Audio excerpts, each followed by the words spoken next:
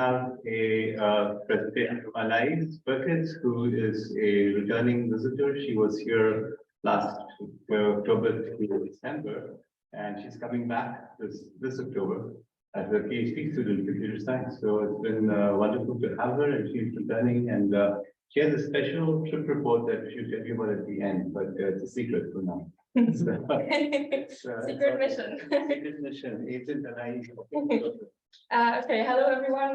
It's good to be back, see familiar faces, meet new faces. I'm going to tell you a bit about my research project I've been working on with Pesha since October, which counted towards my bachelor thesis, and I recently handed it in, and we got some exciting results I'm going to present to you. So it's about the design process of PV EV integrated microgrids. You're going to learn more about what that exactly is in the post-COVID world, because some things changed recently in the way we consume energy in our homes, and that changed the way we design these homes.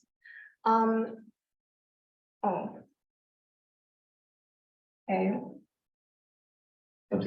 Yeah, now it's working. Okay, so first I'm going to start with some trends. First, the bad trends. As you all know, the impacts of climate change are becoming increasingly visible. The risk of major blackouts is also increasing, and as you also all witnessed, the energy prices skyrocketed, especially at the beginning of last year. It's a lot of bad things. On the other hand, there are some good trends too. So solar PV is becoming more popular because it's getting cheaper and easier to install. And we've seen a growth of 47% in PV installations last year in Europe.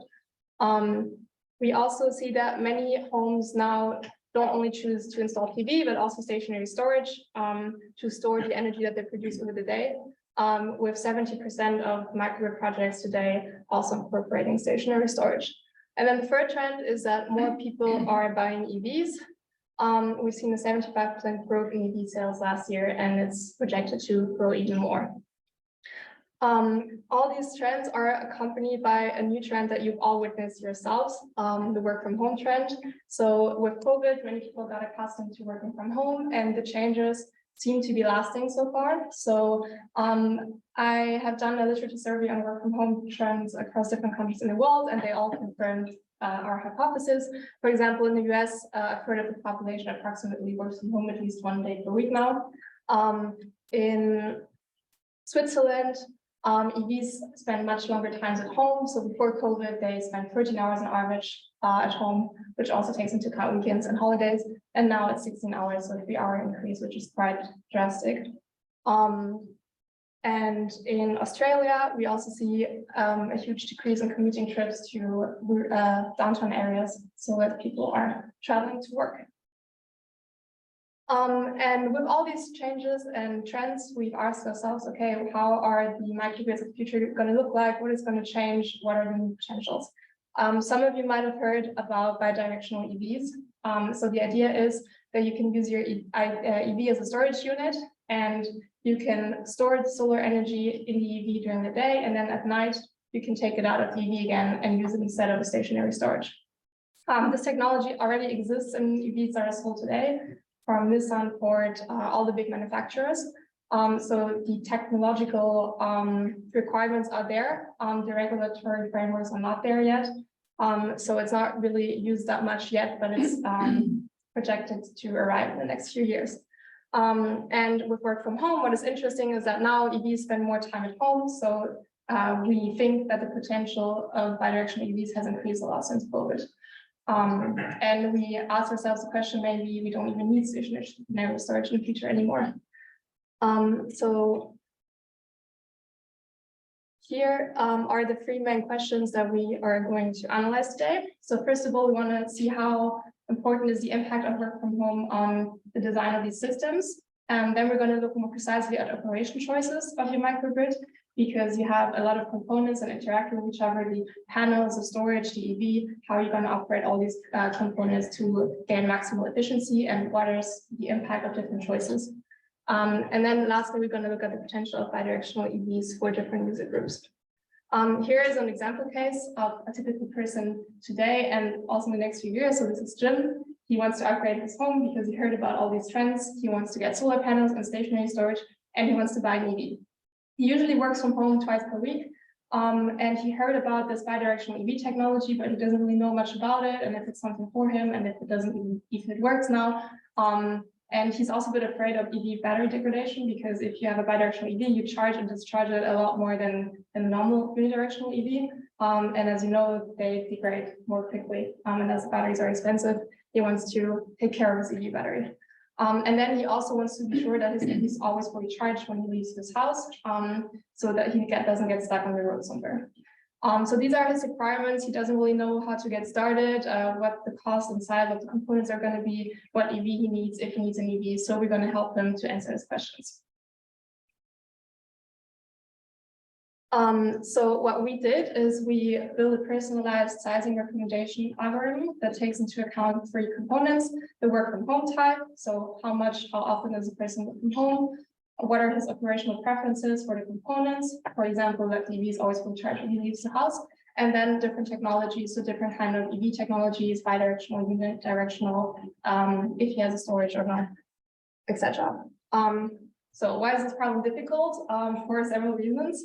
First of all, we're trying to combine 3 processes that are all non-stationary.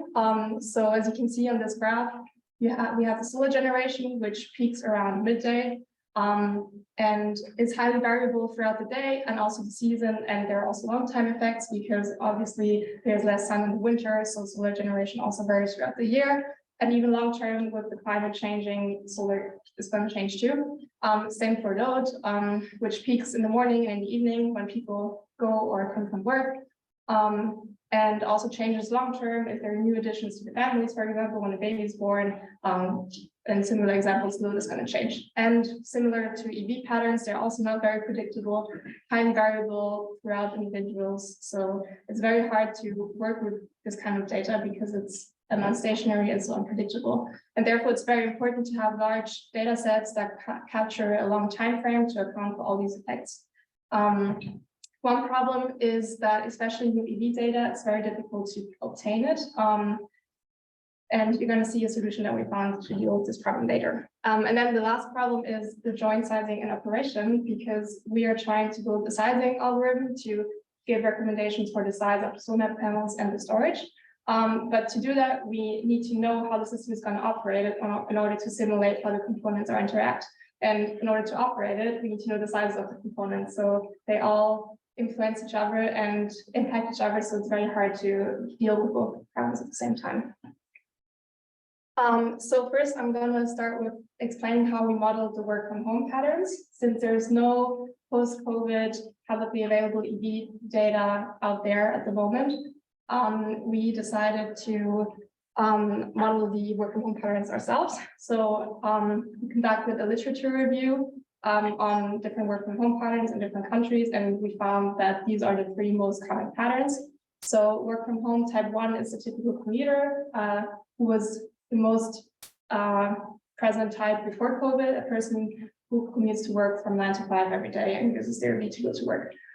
Then work from home type 3 is a typical person who works from home all days, and then on some days does some short trips to run errands, for example, but the person always works from home. There were already some work from home people before COVID who entirely work from home most of the time, but it hasn't been a lot since then. And then the most interesting type for us is work from home type 2, which is the hybrid model, which corresponds to most people today. There's a growing population, and these people work from home twice a week. So here, for example, on Tuesday and Thursday. And then we looked at the literature and characterized the 3 work from home times a bit more to get a feeling of what the differences are. So here in the first table, number 7, you can see that, for example, the commuter stays at home on average 14.5 hours per day, while the only work from home person 23 hours. So that's a huge difference, which is very important for especially bidirectional EVs. And table 8, you can see the energy consumption during the week, and you can see that the consumption is much higher for work from home type 1 because he uses EV more, so there's more EV load and therefore more consumption. And in table 9, you can see the percentage of time during which EV is at home and the panels are producing solar energy. So that's the good time that is interesting for you. And you can see that it's much higher for the people who work from home or work from home type 3 than for work from home type 1. Just a quick question. So EVs they spend much more energy than whatever we spend at home. Yes. Okay. I mean, obviously it depends on how long the commuting distance is, Right. but on average, yes. Okay, then we use an approach as often used in literature to model the EV traces. We defined uniform probability functions to model the time of departure and then the time of arrival, which is dependent on the time of departure, and the state of charge of the EV battery when it arrives at home. And we have 3 categories of distribution. So for a commute day, work from home day, and a weekend day. And then we used these distributions depending on work from home time to model the traces that we're going to use in our analysis. So now we're going to look at operation. Operation is the key part of the algorithm because in the end, the decision to inject or take power out of the components of batteries, stationary and EV, is the heart of the algorithm. So it's very important to get it right.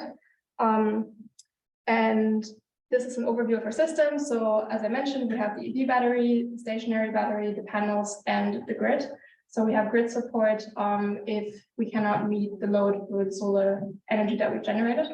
And it's really important to ensure that the physical constraints of all the components are respected. So we have a bunch of constraints that we defined and added to the code to make sure that everything is operating correctly.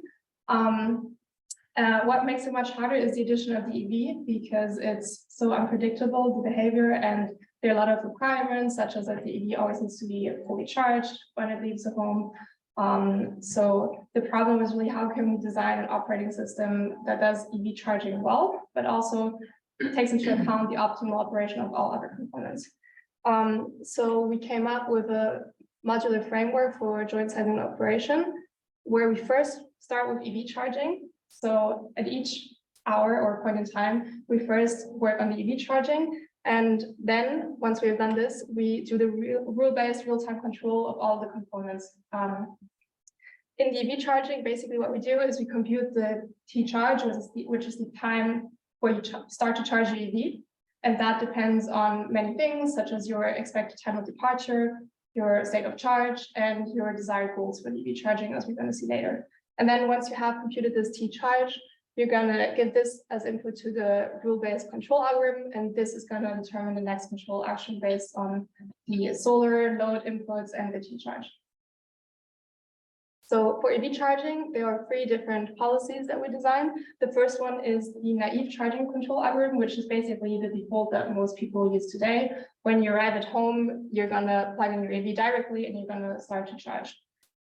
It is not ideal because, as you can see on this graph, so the pink shaded area corresponds to the charging time. And as you can see, you start to charge exactly at the point of time when the load starts to increase and there's no solar generation anymore. So it doesn't make a lot of sense, but most people are doing it this way nowadays.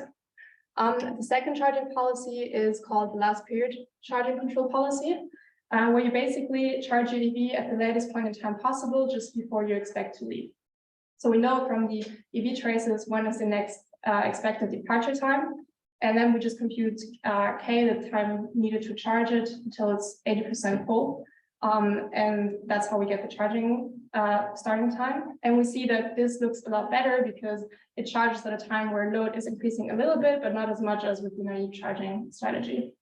And then the last charging strategy is the minimize cost charging control policy, where you basically try to minimize your electricity costs. So you have a prediction of when the electricity price is going to be the lowest at night, and then you're going to start to charge at this point of time.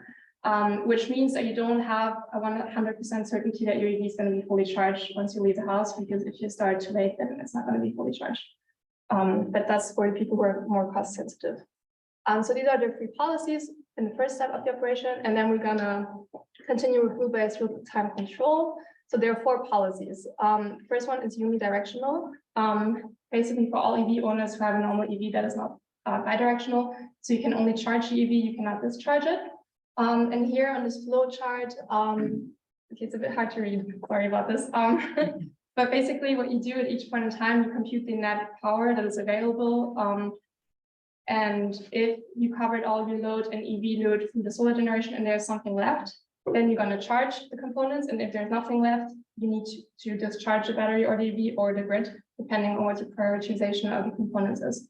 And the main idea for the 4 control strategies is that you have different prioritization for the components. So with unidirectional, if you don't have enough from solar energy, you first discharge the stationary battery.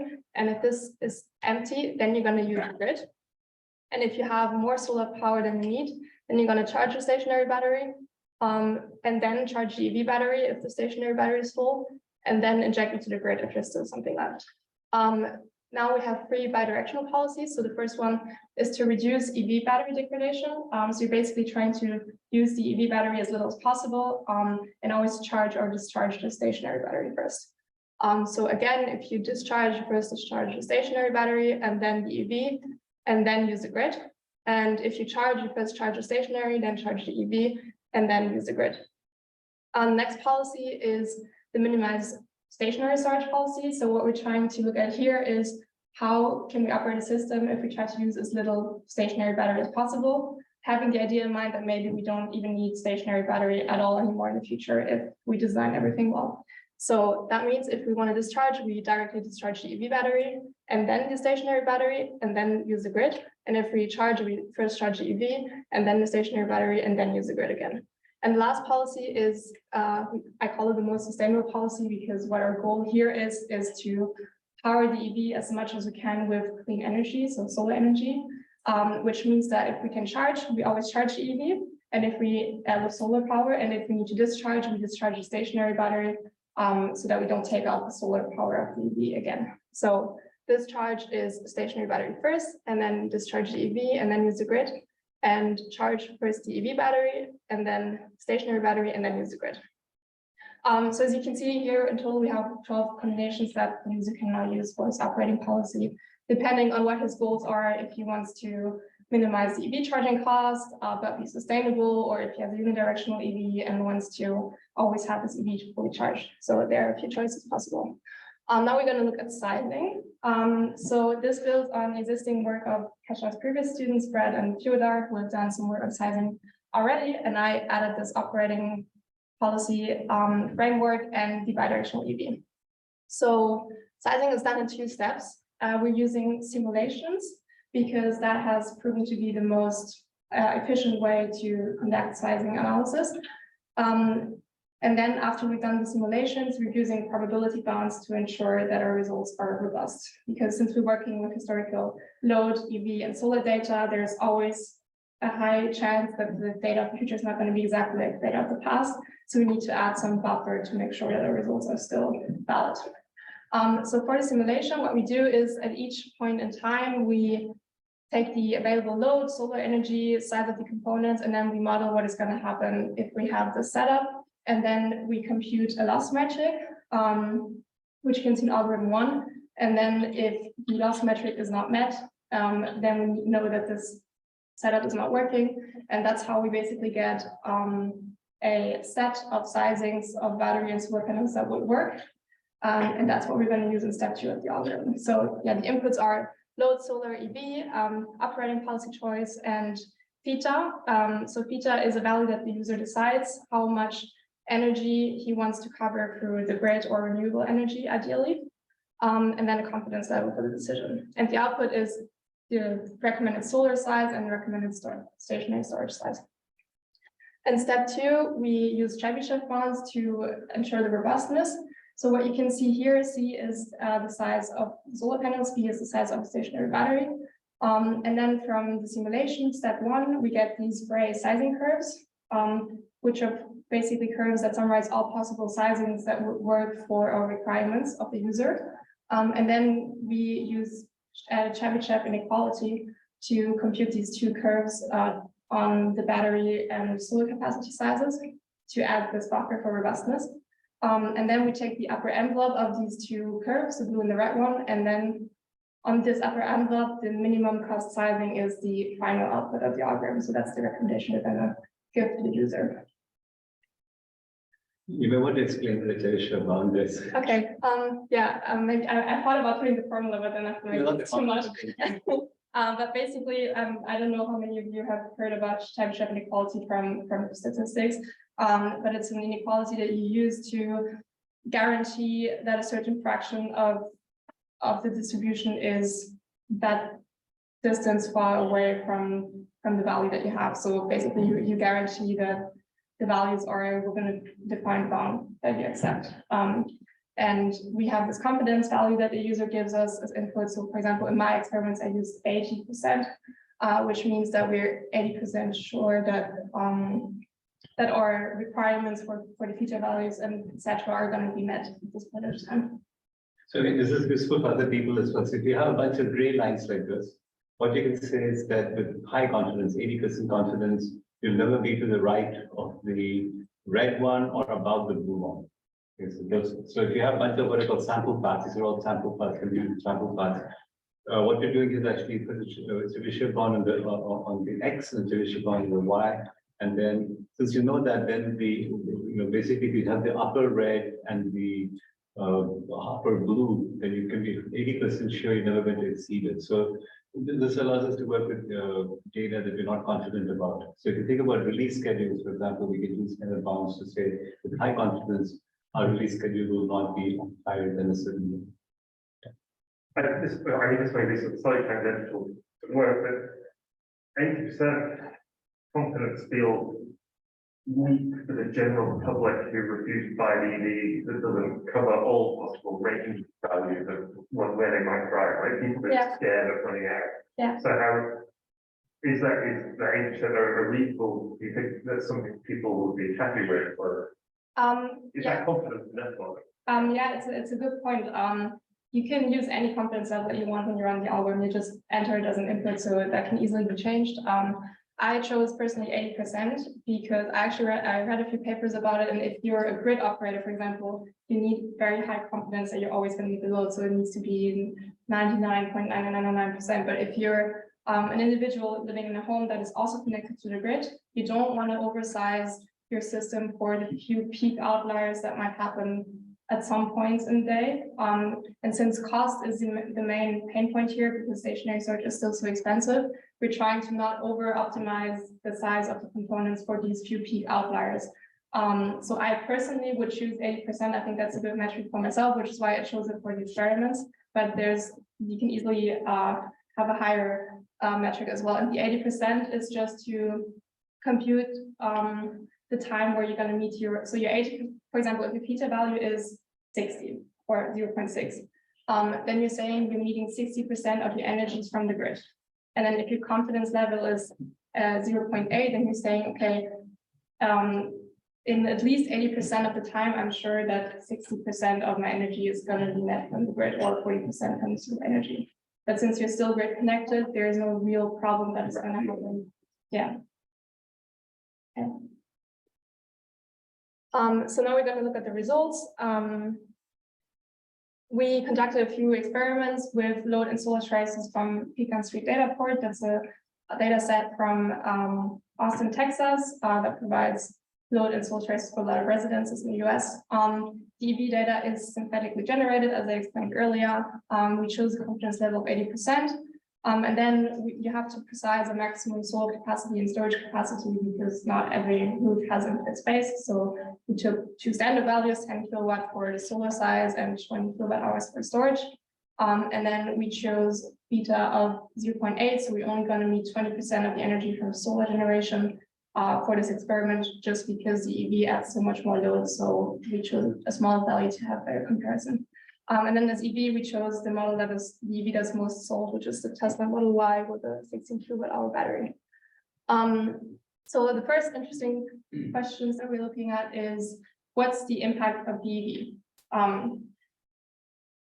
Is unidirectional and bidirectional in the EV? What are the different impacts of these three cases? So here you're always going to see this graph configuration where we have one for the battery size, one for the PV size, and one for the total system cost of the battery and the PV. And on the y-axis, you can see three scenarios. So one with no EV, one with a unidirectional, so normal EV, and one with a bidirectional EV. And what is really interesting is that you can see from the no EV scenario to the unidirectional one, the cost actually increases a lot because the EV adds so much more load. But that's expected, and we have to keep in mind that this is only the initial setup cost. It's not the operation cost on the long term. So if you get an EV, you're not gonna have pay the fossil fuel costs anymore. You're gonna power your EV through your microgrid system. So yes, the initial system cost is higher when you get an EV, but that's expected. But what was really promising is that the bidirectional initial setup cost is actually quite similar to the case where you don't have an EV, which shows that if you buy a bidirectional EV from the start, you actually don't have more costs than someone who doesn't have an EV at all. So you can kind of power your car for free and still have the same setup cost, and that's very promising. Just a quick question, are bidirectional EVs more expensive? I don't think so. Not really. I mean, it's not much electronics more. It's just mostly the rules that we change to allow it. Yeah. And then there are some open questions about EV battery degradation because you're using batteries so much more. So some people are worried that they're not going to last as long. But since they're so new, no one really knows yet what is going to happen. It's going to be mature in the next few years. Yeah, and what we can see on the battery graph is that actually why is it the same price? It's because with bidirectional EVs, you need much less storage than if you have a unidirectional EV. Next case is we're going to look at the impact of the work from home type. So the three types that I defined earlier with the commuter, work from home type, and the hybrid model. And what we can see is that from work from home type 1 to type 2, you actually have a big cost decrease, which shows that if you work from home a bit more, you're actually that's more attractive for your whole design of your microgrid. And as you can see on graph A, that's because, again, your need for stationary storage decreases a lot if you work from home at least 2 days a week. So just as a reminder, work from home type 2 works from home 2 days a week, and type 3 works from home all days of the week. And on graph B, we can see that the size of the solar panels is actually quite similar still for all three types. Which is also expected because the solar potential of the house is going to stay the same no matter if you work from home or not. So it's just a matter of storage that is going to change mainly. Yeah, so we see that if you work from home twice a week, and even if you're unidirectional, which corresponds to the pink chart, it still pays off. So it's actually good for your microgrid design if you work from home twice per week. Next, what we're going to look at is the impact of the operating policy. So I was wondering, because there are so many ways to operate your microgrid to decide how you're going to charge your EV, how does it change for different working from home types? Here, we're first going to look at naive EV charging. So the case where you just plug in your EV straight when you come home. And what we can see is that the battery size required actually remains the same no matter if it's unidirectional or bidirectional.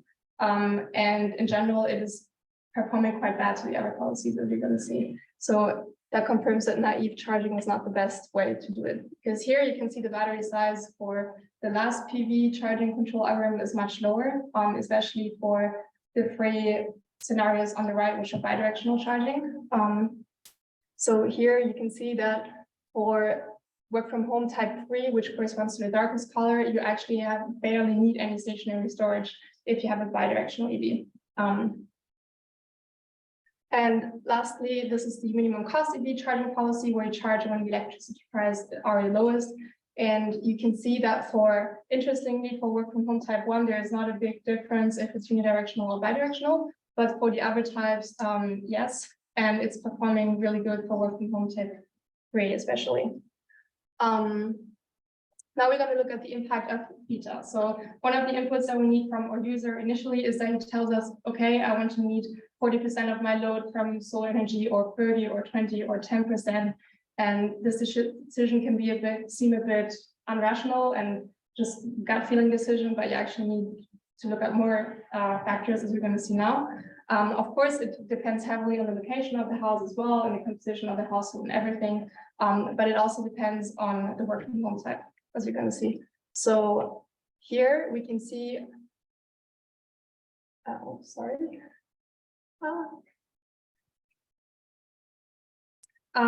we can see what I find very interesting is someone who's work from home type 3, so the circle on the right, and wants a theta value of 0.6, so he wants to cover 40% of his energy needs from solar energy, needs the same battery as someone who commutes to work and only wants to cover 25% of his energy needs from solar energy. So that really shows that working from home more also increases your self-sufficiency. And if you work from home more often, then you can basically live more out of solar power without paying more.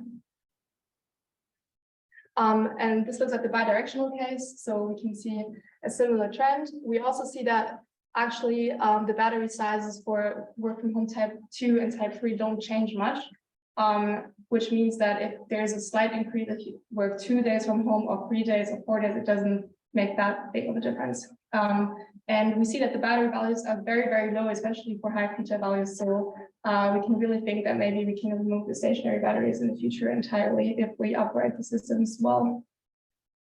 But the cost doesn't seem to change much. I mean, if you look at the lower one, costs are pretty much the same, right? Yeah, it changes a bit. I'm very sorry that you cannot see the values properly. It's a little different. It's because the theta values are very low, so I'm using 0.6, 0.75, and 0.9 here. Yeah. Okay. So as a conclusion, we have seen how you can model work from home patterns and how they have changed recently. We have seen how you can solve the joint sizing and operation problem by building a modular home energy management system. And then we've used this framework that we built to analyze these changes, and we came up with answers to 3 questions. So the first one being, what is the impact of work from home on the design of our microgrids? And the main takeaways are, as expected, work from home leads to cheaper and more efficient systems. On average, we have a 30% cost decrease for the system. So that's very attractive because cost is still the main hurdle for most people to upgrade their microgrids to their homes today. We see that work from home also impacts the choice of theta. So the more you work from home, or if you work from home, you have greater system autonomy. And in general, a key takeaway is that it's very important to think about these personalized individual lifestyle patterns when you design your system, because most sizing or no sizing algorithm that is out there today actually takes into account commuting patterns and other lifestyle choices. They only look at average monthly load patterns, and it's very important to look at these individual cases because, as we've seen, they influence the results that we get a lot. So second point, on operation choices, how do they influence our microgrid designs? We've seen that different operation combinations give different results for different work from home types. So it's also important for the user to think about before he designs the system, okay, what are my priorities for the EV charging? Do I want it to be fully charged when I leave at home? Or do I want to minimize the electricity costs? And then look at his work from home type and basically decide what is the ideal setup for each user. We've also seen that EV charging policy plays a much bigger role than the choice of the real-time control. Of course, there's a significant difference between unidirectional and bidirectional, but within the bidirectional control strategies that we presented, there's not a big difference. And that makes sense because EV charging is about when you increase your load by how much, so it has a much bigger influence on the overall result. And from the results that we got, we suggest as a default, if you're unsure, use the last P EV charging control and the most sustainable rule-based control policy. And last question, where we looked at the potential of bidirectional EVs, we have seen that if you work from home 2 days a week, you don't even need storage in some cases, so that's very promising. If you change your work from home frequency a tiny little bit, it doesn't have the biggest effect. And yeah, but these results obviously still depend on location and infill consumption patterns and desired level of theta. And yeah, going back to example case, so for Jim, he has a theta value of 0.6, and we found that he needs this setup, and now he has solar panels, 7.1 kilowatt hours and a small storage unit, and the whole system cost him $21,000. And he is very happy now. Now coming to my, any questions? Okay, now coming to my secret mission. Oh, almost, I forgot the slide, sorry. Yeah, very exciting. We've been working with a student called Zona from the University of Waterloo on building a front-end tool for this algorithm. So we're going to release it open source so that people, prospective system owners who want to upgrade their homes and get solar panels and storage, can get insights into sizing recommendations that also take into account their commuting patterns and operating policy choices. So this is work in progress, but almost done. So it's going to be available soon. If any of you want to upgrade their homes, feel free to reach out to me. Now the mission. So this week I went to Munich to Intro Solar, which is the biggest solar conference exhibition show in the world. It was super interesting and I learned a lot, and I'm going to present you the main key insights that I learned. So first of all, it was huge, really, really big, and solar is a much bigger topic than I thought. So I was very happy to see this. One of the first trends that really struck me was that in my work, I'm using classical solar panels that you put on the roof that most of you might know. But there is a lot of innovation that has been happening in the last few years, that solar panels now take different shapes and sizes and different use cases. So here on the left, you see a solar panel for a balcony that people can buy now and set up themselves and just attach it to a balcony and produce solar energy at home. That's a new trend with some regulation issues in some countries where you're not really allowed to do it. But there have been a lot of people who presented this work at the conference, so it's a growing market apparently. Then on the right, you can see a picture of a house that Solskin retrofitted. Solskin is a startup from ETH. They were founded last year, and they designed small solar modules that are controlled by an AI-based algorithm, and the panels move according to the solar light, and they're all very tiny, and it's supposed to have an architectural nice look as well, and get people excited about solar energy because they move and then have configurations of how they move, and it looks quite beautiful. They have only done one project so far, but they're also retrofitting a facade at ETH right now, which I'm going to see soon. I'm very excited, and they got a lot of traction at the show. And then on the top, you can see some small flexible solar modules that are not made from glass but from plastic. The advantage that they have is that they weigh much less than the plastic ones than the glass ones. And one problem that a lot of buildings face right now is that solar panels are too heavy for the roofs, especially for industrial buildings that were not conceived to carry so much weight on the roof. And many people are switching to these lightweight, flexible modules now that you can just glue to walls or facades like here, or roofs of industrial buildings to generate solar energy, even if your building was not built to support that much weight. This technology is called building integrated photovoltaic solar power, and something I'm really interested in to look at also during the PhD.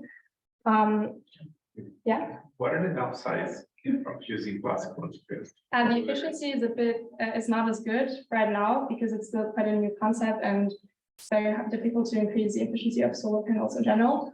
Yeah, so it's mainly an efficiency problem, and it's still quite new, and people are still a bit skeptic because you glue it and it's not as working as nicely as normal ones, but it's a very growing trend, so you can see it a lot more. And basically the main message of the slide is people are putting solar panels everywhere now, and they have all kinds of forms and designs. You even see them on cycling paths in the Netherlands now. People are really trying to make use of a lot of space that wasn't used until now to create solar energy. Second trend that I saw is so far there have been a lot of companies that were specialized in one specific thing. For example, Sonnen produced home battery storage, and other companies produced heat pumps, and other companies produced solar panels. Now they're all converging, and they're all trying to do everything, and they're all trying to create these homes, the microgrids of the future. A lot of companies have developed apps like the one that you can see here, which is from Sonnen, where you basically have an overview of all your home components and can see at any point in time how much energy are you producing, how much are you consuming. So yeah, that has been really hyped on the show. Here on the left, you can see, for example, how Sonnen now integrated heat pumps into their product range. Yeah, and one thing that really surprised me on the right, this house that you can see, you could buy it at the fair. So there is one company that sells ready houses made out of wood that are all sustainably built with solar panels, heat pumps, stationary storage, an app to regulate your consumption. It's a company from Poland, and you just order your house and then they put it wherever you want to have it, and it's built in 2 weeks, and then you have a nice sustainable home for yourself. And it costs only 1 million. Yeah, that's a good question, because I also asked them how much does it cost, and they're like, yeah, it depends. That's where we put it. Yeah. Yeah, but it was very nice. They had a big, It's like a photo rendering, it's like a real picture. well, I took this from the website, Okay. because I just didn't think about taking a picture when it was at the fair, but I went inside. It's quite nice. I would buy it if it's not very expensive. It's kind yeah. Wow. And third trend, so it is a solar conference, and I was surprised but happy to see that there was a lot of talk about EVs as well. And even bidirectional EVs and bidirectional EV charging. Many people exhibited bidirectional EV chargers, for example, or their EVs, such as this one from BYD. And a lot of people talked about bidirectional EV charging, but more interestingly, no one actually had a solution for it. And then I asked people, why are you even displaying this? And they said, yeah, we just want to increase awareness for the topic because many people don't even know about it yet. They want to put more pressure onto regulation to actually make it happen in the next 2 years. So people are very excited about it, but there are no real solutions out there yet.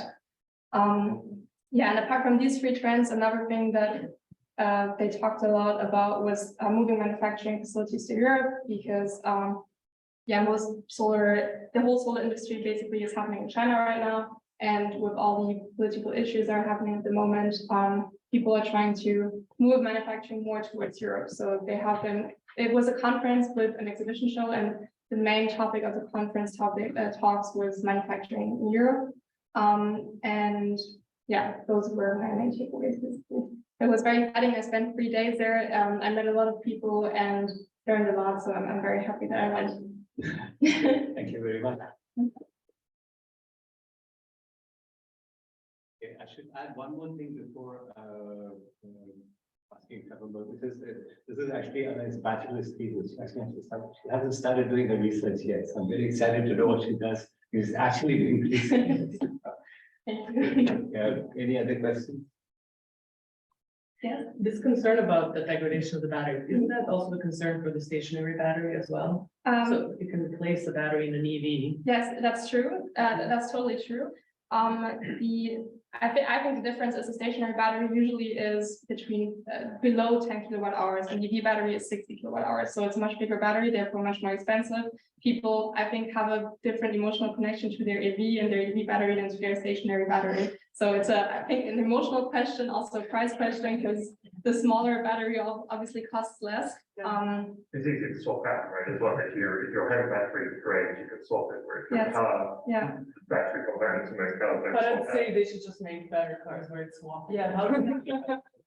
But yes, yeah. But yeah, there are companies who are working on battery swapping, even for EV charging, where People talked about that for a long time. I don't know. Yeah. how far.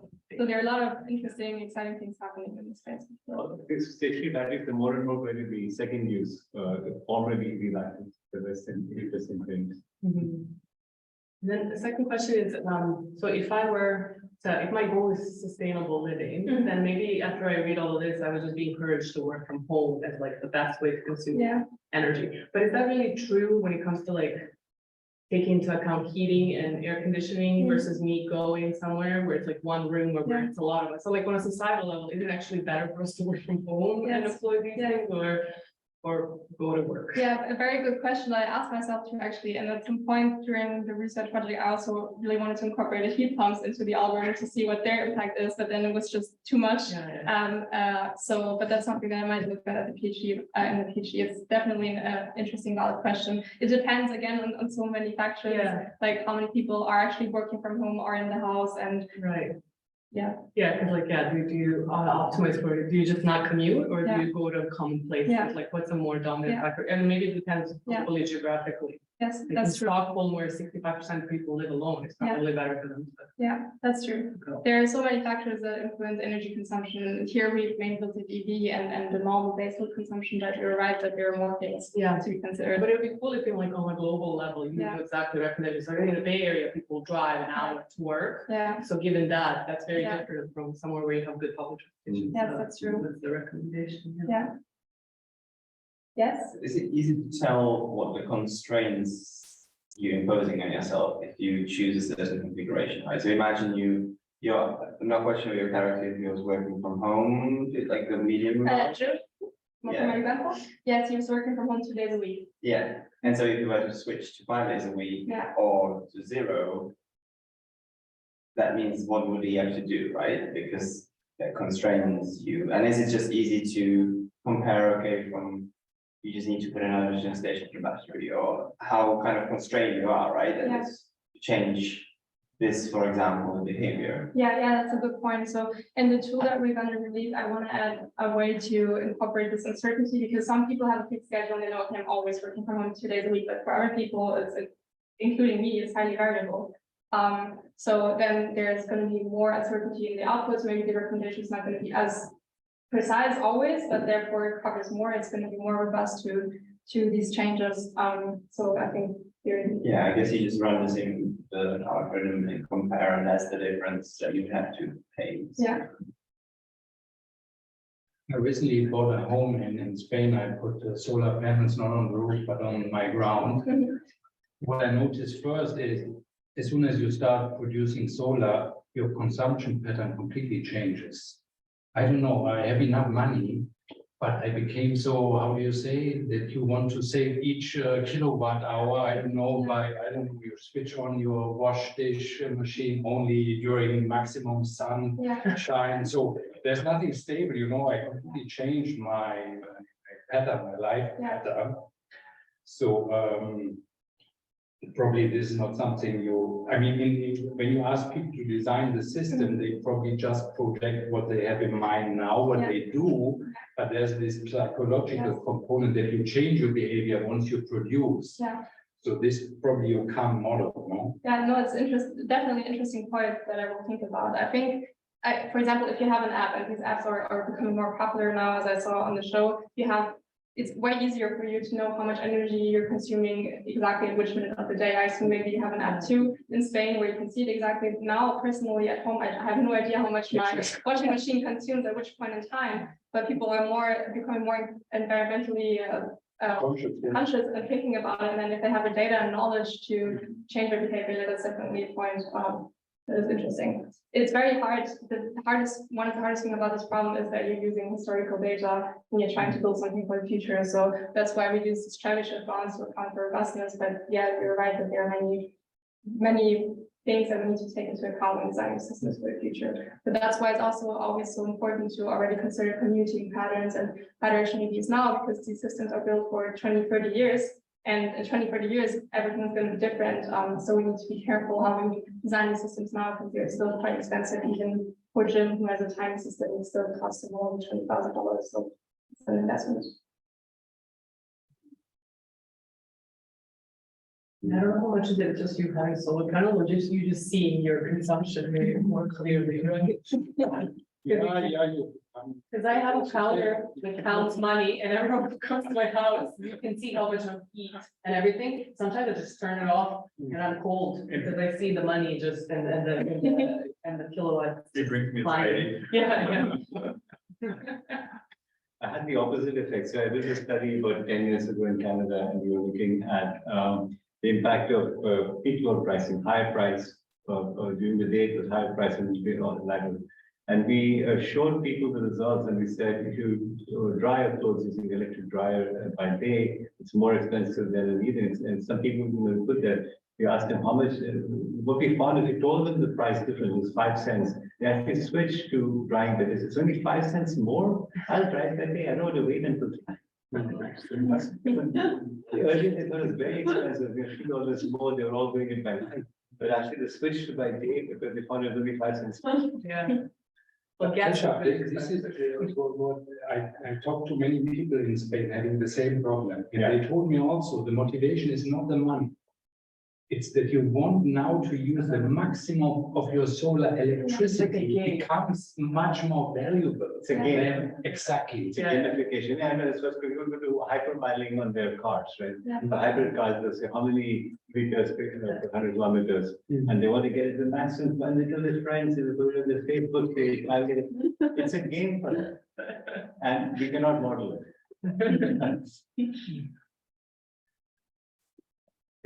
Okay,